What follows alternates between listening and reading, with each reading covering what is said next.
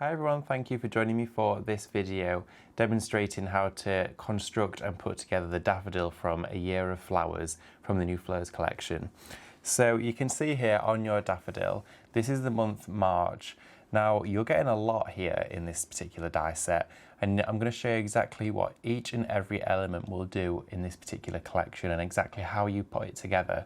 Now a daffodil, of course, these size petals, you can use the petals alone without actually constructing the centre to make it a daffodil.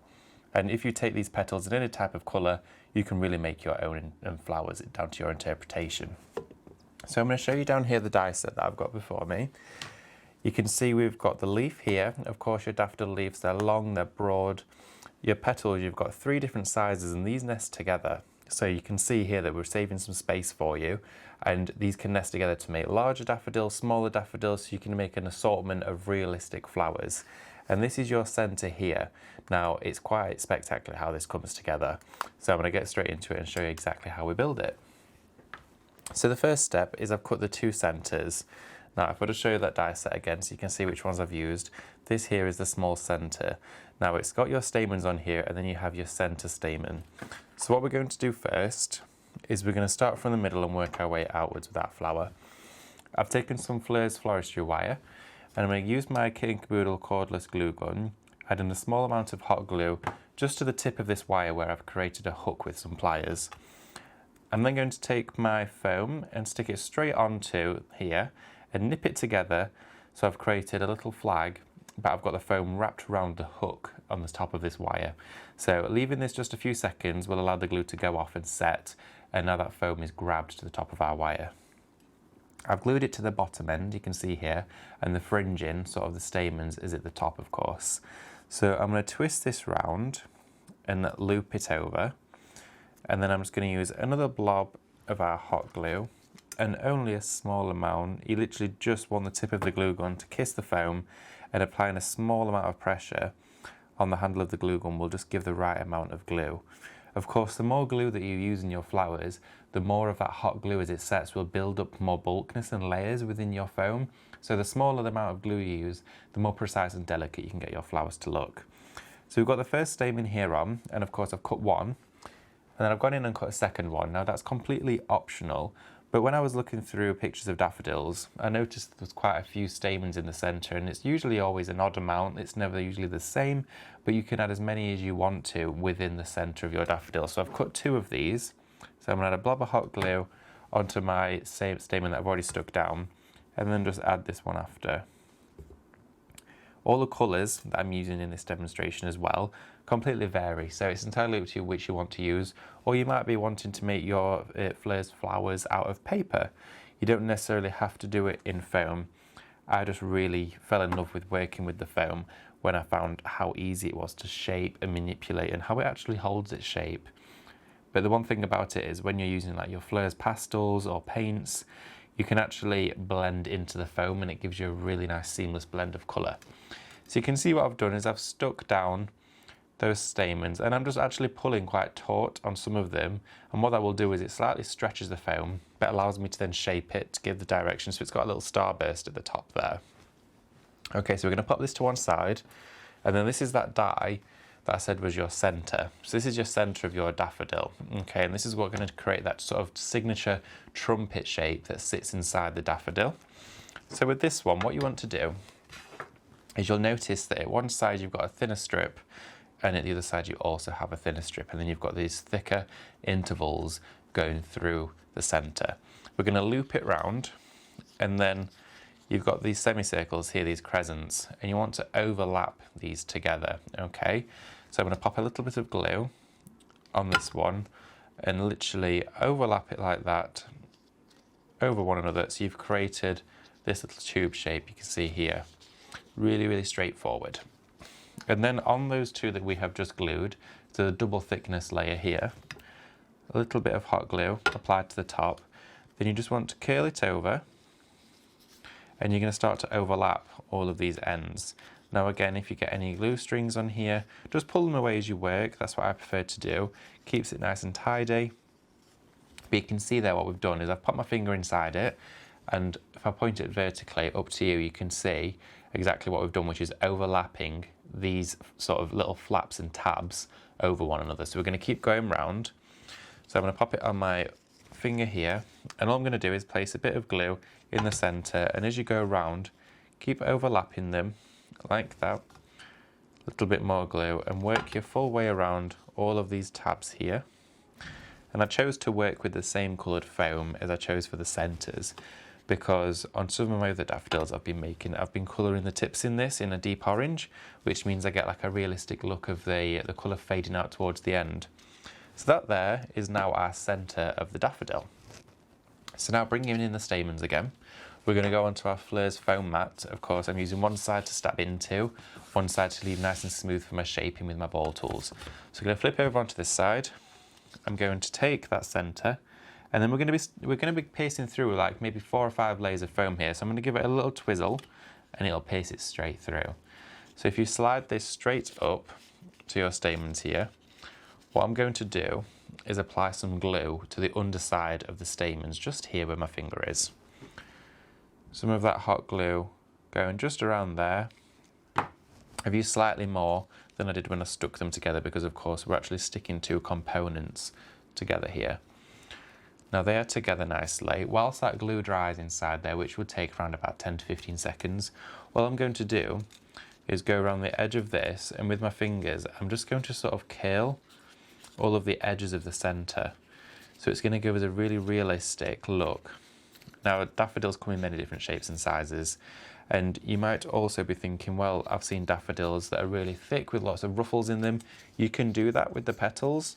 So there's a signature daffodil, which is what I'm creating today, but the other ones that have tons of ruffles in them, you can do the exact same way, just keep building up all the layers of petals.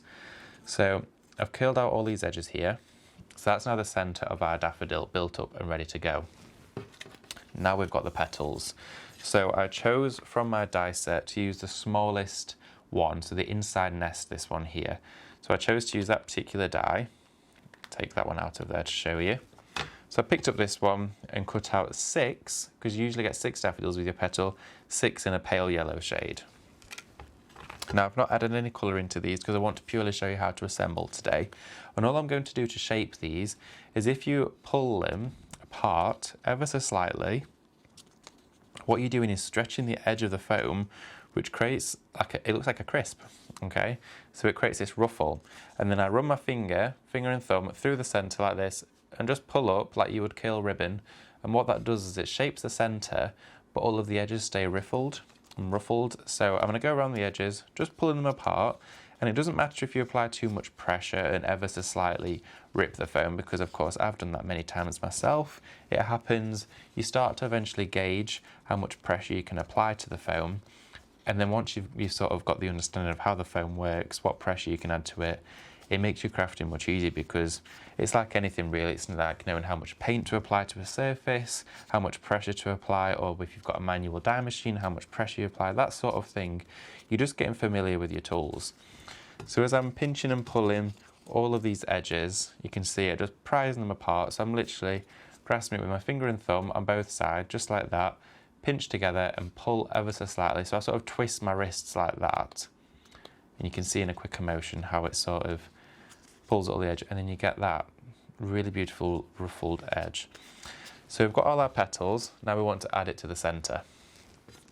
And we've got the point at one end, which sits on the outside of the flower, and the rounded edge on the inside. So I'm going to pierce this ever so slightly, and always pop your glue to the centre, not your flower petal, because if I was to pop it onto the petal here and then start sliding this up the stamen, there's a chance that some of the glue could then start to stick to the stamen here, sorry, the stem, and then we've got a big messy amount of glue travelling up the centre here on the stem, and it'll just mean it'll be harder to glide more petals up. So it's always best to add your glue to the top here, just like that, and then you can glide the petal up. And the first one, it really doesn't matter where you put it, of course. And you can see here that's that singular piece from the centre. I'm going to add a little bit of glue to that, just to nip it in, because the way I've curled it means it's stuck out a little bit, and I wanted that nipped in a little bit further. So you can see there I've just tucked that in. Okay, so we're going to go on to our second petal. Bring it up. And then underneath, you can sort of see so far. So what's happened is we've got our centre, and then that petal there has sat straight underneath. So the next one, I'm going to angle it so I'm ever so slightly overlapping the one that I've put down first. So you always want to overlap slightly. Of course, some petals are almost fully covered by others. Some are more prominent and come to the front, but you can then see we've got 2 petals there on together. So I'm going to add another one in there and just keep going round with your petals. Small amount of hot glue underneath here, like that, and then ever so slightly. You don't want to apply too much pressure when you're pushing up the petals because you don't want to push it all off the stem. You want to keep it on there. A little bit of a pinch just through that foam. I'm going to take some of my hot glue. Now you can add the hot glue to the petal you just glued and the centre. And what that will do is mean that everything is getting glued together. There we are. Really, really easy and straightforward to do. And then the 5th one, a little bit more glue there.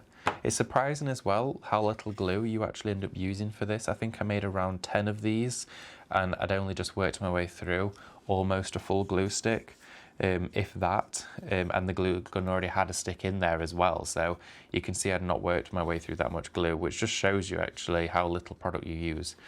Now for the 6th one, I've looked at it and thought, if it's tucked in there, maybe not. Do I want it here or there? So what I'm going to do is shift that one over slightly while the glue is still setting, and then I'm going to stick my petal on this one. And without threading it under, I'm going to pick the petal up and just stick it straight on. And I've been doing that with most of my daffodils, and that's because once you've got an assortment, you're not always going to equally get them in the right place or evenly disperse them, and that is the art of flower making. So the last one you can stick on wherever you want it to without necessarily threading it onto the wire. And then what I tend to do is take my hot glue gun and any of these indentations here, put a little bit of glue under that gap, and then if you just press that up, what it will do is want to lift the petal slightly and marry it up right to that edge. And if you look at daffodils, you'll notice they're quite flat. The petals sit flat to the back and the centre is quite prominent and sticks forward. So in doing this, it means that you're creating the most realistic effect so easily, but all you're doing is popping a bit of hot glue just in that edge, pushing it up, and of course you're creating more strength for your flower, but nipping it together just like that will grip it all. A little bit more hot glue on the opposite side, like this. There we are. Also, one thing to add, I'm using foam as you know on this. When I'm cutting my petals, I cut around about 4 at a time. So about 4 petals at a time on my die cutting machine on the Pro Cut. 4 layers of foam will cut through perfectly. If I'm using something intricate like the stamens, where it's not a nested die, I do about 2 or 3, depending on what machine you're using. The only reason for that is the more intricate the die, sometimes the cut won't go all the way through, so you would use less amount of layers. But I find 4 is the reasonable amount to cut, which means you're speeding up the process massively from just cutting 1 layer at a time. Finishing touch, which is totally optional because you might be using your daffodils flat to go onto a surface, or if you're doing a bouquet, you may want to add the flowers and the leaves. So I've cut the leaves out. You can see here, this is the die that we've used. It's got all of the veins that run in there as well, so you can use it on both sides because of course these carry through onto both sides of your foam. I'm going to add a bit of hot glue just to the very bottom, pinch it around the stem of the daffodil like this. So we've got it just around there, nipped it together. So easy. And that's the thing I love about this, is I've said it before that I was never a flower maker. I never actually used to make flowers. I was just always fascinated by it, but didn't think it was something I could achieve. And when I saw just how actually the concept works and how easy they can go together, I fell in love with it because I knew it was something I'd be able to do. So I'm going to use 3, I think, for this one. And you can see there I have just nipped those leaves going around that daffodil. And then what I'm going to do is, because our daffodil is pointing upwards like this, daffodils usually sit facing forwards. They sort of have an elbow at the top. So I'm going to just bend that forward slightly. So you can see here, our daffodil sits facing forward just like this. And I have a pot here where I've been making a few others. So we've got quite a few more daffodils here. And then I'm just going to slot this last one right into the front, just here. And there we have an assortment of spring daffodils which could sit on the windowsill.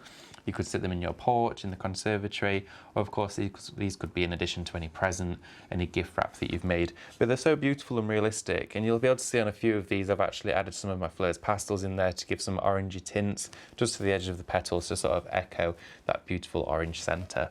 So I hope you've enjoyed this video and join me for the next ones.